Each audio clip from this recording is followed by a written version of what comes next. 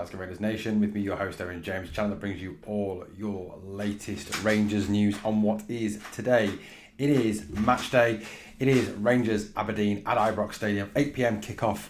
As Rangers seek to obviously continue their excellent home form. I mean, isn't it weird to talk about? We talk about the away form, don't we? We talk about how bad the away form is and how the away form is just dreadful. And it's kind of, 11 out of 33 points wise. And we always go away now and we kind of dread playing away. Whereas, going back to Ibrox, there is more of an optimism playing at Ibrox, and more of a kind of belief within the squad and perhaps within the fans as well that we'll get that positive result when we take on Aberdeen tonight. Obviously seeking revenge as well for that defeat at Pittodrie earlier in the season. Need to get one back on them for that. Guys, just a reminder, we're over 7,000 subscribers now. I think it's 7,018 now. We'd love to get to 7,500, then 8,000, then 10,000 as fast as is possible, guys. I think if we can get to 10, then we could start to think about making a full-time channel here on Glasgow Rangers Nation, guys. Look, you want to know. I mean, look, you want to know, and I don't know, but look, I mean, I'm no Man United fan. I never have been, never will be. Not a big fan of them at all. But I would love to be like Mark Goldbridge, have Glasgow Rangers Nation as the United stand of Rangers FC. Would be fabulous if that could happen. What we're going to talk about in this video, this match day news video, well, obviously we're going to talk a little bit about the possibility that could Yanis Hagi be dropped for tonight's game. That has certainly been heavily rumoured in a number of media sources, and you can see the suggested team on the screen, which we'll talk through in a bit. We're going to talk obviously transfer news as well. It is January the 15th. We are nearly halfway through the month of January and still no new arrivals through the doors at Ibrox or Auchenhowie yet. So we're going to talk a little bit about what's going on there. We'll obviously look ahead to tonight's game against Aberdeen. Aberdeen not in the rudest of form coming into the game tonight at Ibrox. Right, so let's move it on. Guys. Let's talk, shall we? So let's start off with that transfer news. It's January, isn't it? It's silly season. It's what everyone loves. Well, not everyone. A lot of people love. Some people can't stand it. Some people are like, oh, for God's sake, stop talking about transfers. Stop talking about transfers. Do my head in. But look, this is what it is, guys. It is what it is. You've got to say, realistically, you've got to say that the whole situation around the transfers at this moment in time, it is a slightly concerning one. Obviously, that nobody has yet come in. Given obviously the shortage at the back, the fact that we've got players missing. Now I know today that the manager spoke positively about James Tavernier and Leon Balogun possibly being ready to return for tonight's game. Now, look, even if Tav and Balogun are fit for tonight's game, I cannot see them starting. The manager certainly has a history, doesn't he, of not starting players that have missed time with injury. He wants to give them time to kind of rest, to get back and to build up their match fitness. So bring them on here, get them 20 minutes there, half an hour here. He's not renowned for throwing players straight back in. So, straight back into the starting 11. So, I think, we're pretty much kind of stuck and married to the back four that started the last couple of games there. But, transfer news, obviously, it's one that comes up. We all know that Rangers are one of the biggest sellers in Scotland in terms of, clickbait, in terms of clicks, in terms of people reading articles, watching videos, watching news. I mean, I'm sure we'll all be glued to Sky Sports News at the end of the month on the transfer window special. Obviously looking for a story, looking for a top story. So, what's going on? Where are the players? Who's coming in? Obviously, who's coming into the club? How are we going to develop this? Now, Patrick Stewart did talk, didn't he, last Saturday about the fact that there will be players arriving. He talked about, not a lot, perhaps. I think, you can kind of read in between the lines, may see one or two players arriving here in January. But, no one, perhaps obviously over that two figure. I mean, not going to see 3, 4, 5 players as much as we do need, substantial reinforcements right across the squad. So what are the latest stories then? So what are the latest stories? That's what you're asking. You want to know what latest rumours are. Now, I've got to say, I do need to address a comment that was made on a video yesterday. I've got to address, is there any truth, Owen, that we're looking at Harry Maguire? Mate, there is no chance we are looking at Harry Maguire. Not a chance in hell. Amarim likes him. He's playing, obviously, regularly at Manchester United. This is a guy that cost Manchester United £80 million. is still under contract to Manchester United. Look, there's not a chance we're looking at Harry Maguire. Do not worry, we are not looking at Harry Maguire. And besides, you know what, I wouldn't want Harry Maguire. The guy's awful. He's absolutely dreadful. Not a player I would want Rangers to show any interest in whatsoever. So please do not concern yourselves with the possible arrival of Harry Maguire at Rangers. Right, so look, what is more concrete? Well, nothing really, I suppose, because the club haven't said anything. You know, things are only concrete once the club come out and kind of say, yes, we're talking to, or yes, we're negotiating with, which they will not do. But Sky Sports last night, reported that Rangers were really pushing trying to sign Lyle Cameron for Dundee. Now, obviously, Lyle Cameron played last night in Dundee's 3-3 draw against Celtic, you know, with again an elongated period of extra time to make sure Celtic got their equaliser. Apparently, allegedly. And a penalty, look, to be fair, it was a penalty. I mean, look, if it had been a dodgy one, I'd have called it out. You know, if it had been a dodgy one in the 93rd minute of stoppage time, I'd have called it out and I'd have gone absolutely ape about it. But no, look, it was a penalty, to be fair. But, you know what? Lyle Cameron played last night for Dundee. You know, did a decent job for them again last night. Look, Cameron, you know, he's an interesting player. He's obviously a young, up-and-coming Scottish talent. You know, very much in the kind of the Conor Barron style mould of young, up-and-coming Scottish talents. You know, sort of player that, you know, that I think a lot of fans would hope that Rangers would be looking at. You know, these young Scottish players that are coming up through the systems at other clubs that have already played and proved themselves, you know, in the SPL, that have started to show that they can cut it in the SPL. You know, at the end of the day, yeah, we want players who can come in and hit the ground running from day one, don't we? We want players who are used to the league. We want players who are not going to take a month to settle in, need to do their IKEA shopping. Sorry, I'm about to yawn there. Etc, etc. Now, Cameron's only 22 years old. Obviously came through the Dundee youth system. He did have a loan spell at Peterhead, but obviously the majority of his time he has spent with Dundee, where he has made 106 appearances, scoring 27 goals. As a midfielder, he can play as an attacking midfielder, centre midfielder. He can also play out wide as well.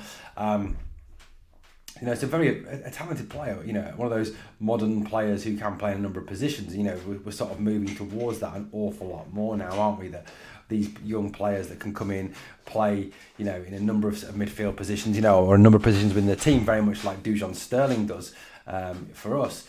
But you look, I mean, he played tonight. Lyle Cameron against Celtic, did all right again. You know, I think some people have gone, well, you know, we didn't hear his name much, he didn't do a lot. That's actually because he didn't play tonight. My apologies, he did not play tonight. He was on the bench. He came on in the second half. My apologies, guys. I got some duff information there. Yeah, he came on. He's graded 3.3 out of 5. Came on in the 10 role. Came off the bench for them tonight. Did all right, from what I've heard. But look, Lyle Cameron, he's a decent player. I mean, he's a young, up-and-coming player. Now, you know, if there's any truth in these stories, any truth in these rumours that you know the club are genuinely interested in Cameron, then, you know, it's encouraging that we seem to be wanting to bring in some young Scottish talent. You know, a young core of Scottish players. I mean, you know, following, I think, you know, you go back across Rangers history, you know, when Rangers have done best, when Rangers have really, you know, proved themselves and played well, it is when we've had a lot of young Scottish talent within, you know, or a lot of Scottish talent within the squad. You know, Walter Smith always proved that he was never afraid to use Scottish players, wasn't he? So, you know, Cameron, I think, would be a very interesting buy. You know, quite how Cameron fits into the team, I don't know at this point in time. You know, there's no indications yet as to whether this is a sort of a pre-contract move, you know, whether Rangers are looking to get him on a pre-contract ahead of the summer when he'll be free, and then they'll have a compensation fee to pay, or whether they're offering Dundee a fee, you know, now to try and get him in January. Now, look, I think, you know, if the budget is scarce in January, which I think it will be, I'll be honest with you, I don't think, you know, signing a midfielder of the style of a Lyle Cameron is a massive priority for January. I think, you know, there is other priorities within this squad for January. Centre-back obviously being the top priority. Centre-forward, I think, also being very high on the list of priorities. I don't really see that kind of 8-10 player as been a real priority. You know, we've got Dio, we've got Hagi, you know, we've got Bayrami, Danilo has now proven as well that he can play in the 10 role. So I don't think that, overly that is a massive priority at this point in time. Yes, I do think we should sign Lyle Cameron. Of course I do. He's a young up-and-coming Scottish talent, so I do think that would be a decent signing. But I think that would be more a move for the summer, if I'm being honest with you. So that's obviously one. I mean, one player who is not going to be coming is Joe Gelhardt, the Leeds United player, the guy who is a striker, not a striker, more a 10 or an attacking midfield player. Someone who I kind of said that, that I don't think would suit Rangers. I don't think would fit into the system. I don't think it's a player we need or needed, past tense, because obviously he's not going to come now. The rumour is he's going to Hull City. And like I said, you can't play him as a 9. He's not that type of player. As I said, when I'd seen him play in the Championship for Sunderland, when he was used as a 9, he did not play well there at all. He kind of looked a bit out of his depth and looked lost at times. So for me, I'm glad that there's no truth in this rumour, that this has kind of died a death now, and he does appear to be heading elsewhere. Right, so what else do we want to know? Okay, so what are the rumours that are sort of doing the rounds at the moment is apparently now that West Ham are interested in signing Vaslav Cerny, in rivalling Villarreal for Vaslav Cerny. That is the story that is currently in the media. Now, we know that Villarreal were heavily interested in the signing of Vaslav Cerny. It now emerges that West Ham United of the Premiership under their new manager Graham Potter, certainly someone in the past who'd been linked with the Rangers job, is apparently looking at Vaslav Cerny and really rating him very, very highly. Now, apparently Clement is very keen to sign Cerny on a permanent basis in the summer, but I think, as Clement has kind of said it, it's kind of been sort of hinted at by some of the comments that have been made recently, that there's a genuine feeling within the club, and I think within those in the know, that Clement feels that there will not be enough money there in the summer to secure the services of Vaslav Cerny, that we'll need to pay, a lot more than we're willing to pay, or a lot more than we actually have to spend on one player. Obviously putting the likes of West Ham and Villarreal into prime position. Now, I do think that this would be very sad. Now, look, I'll admit at the start, I thought Cerny was a bit of a disaster, didn't rate him at all, especially after that miss against Lyon, but he's certainly proved me wrong. He's been one of our most effective players. And, I think if you ask me, for positives from this season so far, which obviously there's not a lot, Hamza is a huge positive, Raskin is a huge positive, Vaslav Cerny is a huge positive. They're all positives for Rangers fans to really try and cling on to. So, losing Cerny would be massively, disheartening, and it could be another Abdallah Sima situation, another Malik Tillman situation. And I do really feel at this moment in time like it is heading towards a Malik Tillman, Abdallah Sima type situation where we're going to lose, a real quality player in Vaslav Cerny. But, look, if West Ham come calling, look, West Ham as a club, they're a Premier League club, they've got a lot of money, they've got more, they pay a higher wage. If Cerny is obviously, if they go to Cerny and say, right, to Wolfsburg, here's your money, £8-10 million. Vaslav Cerny, here's your salary. They can offer a hell of a lot more money than we can. They've got the Sky TV money down there. They've got the Premier League revenues. They've got so much more than us. So, look, I think it's kind of a situation where we kind of have to just enjoy Vaslav Cerny while he remains at the club, and then kind of resign ourselves that it's going to be another Abdallah Sima, Malik Tillman style situation, especially, as there is no obligation or option to buy within the contract. It's not like we've kind of signed, sealed anything into that contract the same way we did with Oscar Cortez's contract. And I do think it's a very sad day. I'm going to be very sad if he does move on. I think he's a good footballer. He's not as good as Abdallah Sima, don't get me wrong, and I'll always love Abdallah, but he certainly is a very talented footballer indeed. Right, let's have a look at something else. Let's get away from that January transfer merry-go-round and the rumours and the counter rumours. Now, I don't think Cerny will be leaving in January. I think it will be the summer. Obviously, if he doesn't play for Rangers again. Right, so let's have a little look at what else is going on. So obviously tonight, 8 p.m. kickoff, Aberdeen come to Ibrox. We certainly owe them one for that 2-1 defeat at Pittodrie. Now, there's big rumours and big reports in the media and across a number of media sources that Yanis Hagi might be the man to miss out tonight, with Clement keen to include two wingers against Aberdeen. And obviously the fact that, they're playing both Danilo and Hamza, does really work. And Dio and Raskin have formed a very decent partnership, kind of making Hagi a little bit of the odd man out there. Look, this seems to be the story going round, is that it'll be Kelly, it'll be Ridvan, it'll be Proper, it'll be Nsiala back, Hiefte, Raskin, Dio, Cerny, Danilo as kind of a 10.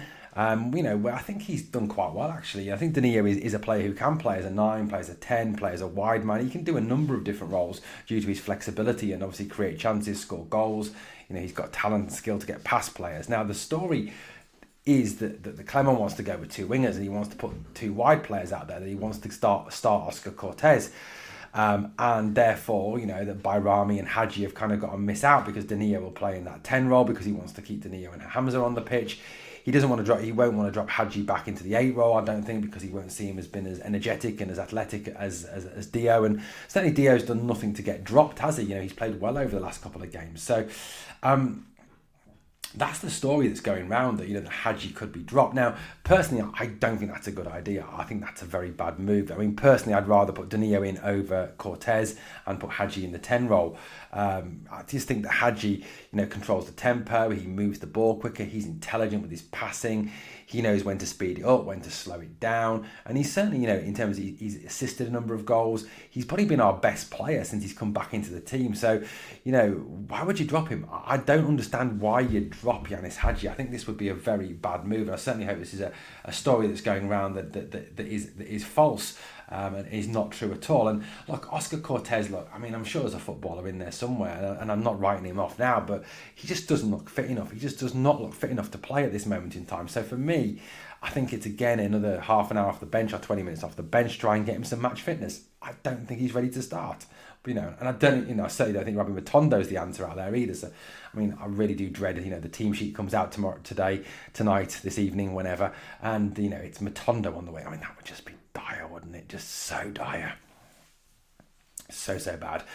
For me, I'd rather see, the same back five, obviously, Raskin and Dio. I'd see Hagi in the 10 role, Danilo and Cerny as a front three. So more 4-3-3 formation rather than a 4-2-3-1 has been suggested in a number of media sources. Aberdeen nowhere near in the form or the team that kind of, with the team that we faced back at Pataudry that we lost 2-1 to, they're not that team, are they? They're certainly not that team. And, you look back across their recent results and they're very, very poor indeed. You go back and, 0-0 against Hearts on Sunday, before that a 2-0 loss to Motherwell, a 2-1 loss at home to Ross County. Not like it was one of the, a Hibs or an informed Hibs or a Killy or someone who can, it's a Ross County they've lost to.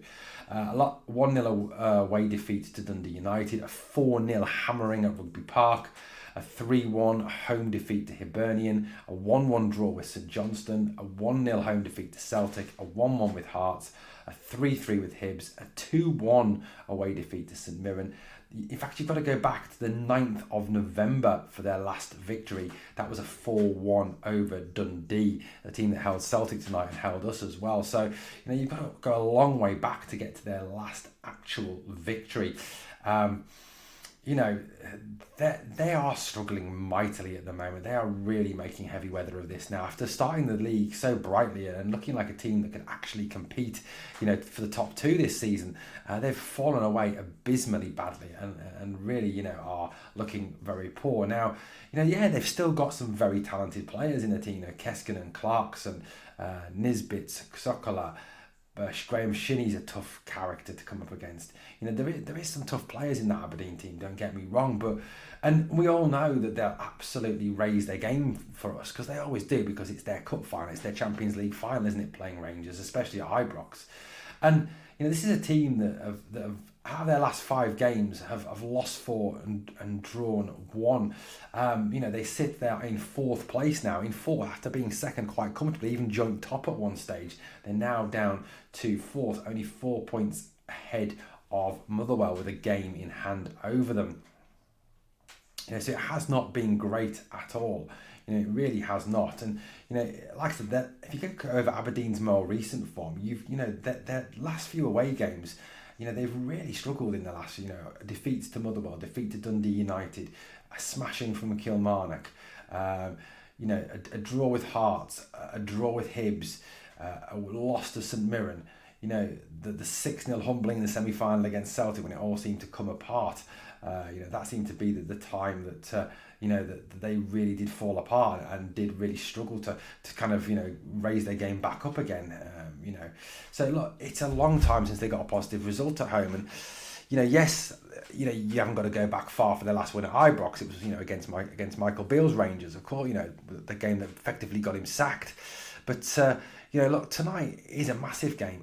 It's a huge game, and Aberdeen Rangers is a game that kind of conjures with the memories of the late 80s, doesn't it? Of cup finals and Trevor Francis and penalty shootouts and Davy Cooper. It brings up loads of memories, and as much as it's more of a rivalry for them than us. They hate us and we hate them, but we're not massively hating them as much as we hate Celtic, which annoys them.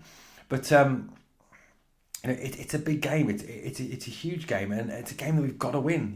There is no chance for redemption if you lose this game, Philippe Clement. If you lose tonight at Ibrox against Aberdeen, the pressure will go absolutely through the roof. And if you think you've had it bad over the last couple of days, then you've seen nothing yet. It will get even worse, I believe. So look, that's where we're up to with all this, and I think going into tonight's game, Rangers need to put on, not only just get a victory tonight, but they need to put on a full 90-minute performance, not a 20-minute performance, not a half an hour performance, not 15 minutes. They need a full 90-minute job, a full performance of high-octane football, the same way they did against Celtic, the same intensity as they did against Celtic. I mean, look, like I said, they should be bang up for this game tonight, wanting to get revenge on Aberdeen for that defeat at Pittodrie earlier in the season. Prediction, I'm going 3-1 Rangers. Let me know your predictions and your lineups in the comments. Well, thank you so much for watching Glasgow Rangers Nation, guys. As always, it's been an absolute pleasure speaking to you here on the channel. Please smash the sub, please comment, share and like, and always remember, never forget, we are the people.